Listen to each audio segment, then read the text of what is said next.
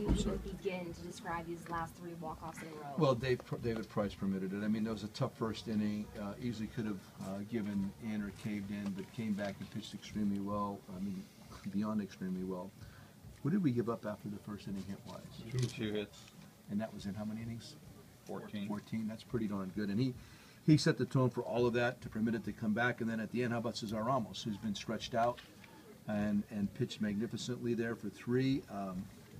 Got through some tough stuff himself, but nevertheless, the way that game began pitching and the way that game ended pitching was spectacular. Of course, there was other good things in the middle, but we win that game because we pitched so well.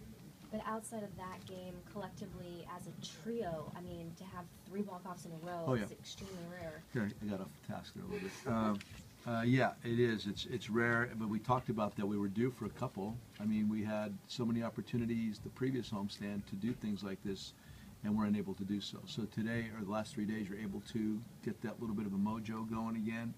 It really means a lot when you start feeling and learning how to win games late. That really can propel you. Pretty strange way to win one though, on error. You'll take it. I mean, neither team. I mean, we were working great at bats, up and down. I mean, we really were. We did a nice job of that, but we just the solid contact was evading us a little bit. But love the battle in the group. The guys are fantastic with that.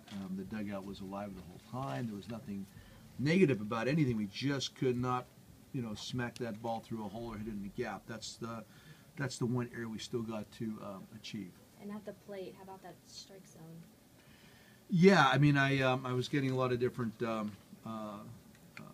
reports back to the dugout. And listen, I mean this very sincerely. Larry Vanover's a really good umpire. He's an outstanding umpire, and I always love when he umpires because I think it's going to be, it's really going to be a well arbitrated game. And apparently, maybe it wasn't so good tonight, which I haven't had a chance to see. But I really have a lot of respect for him as a person and as an umpire. So, if in fact that's true, we all have bad nights.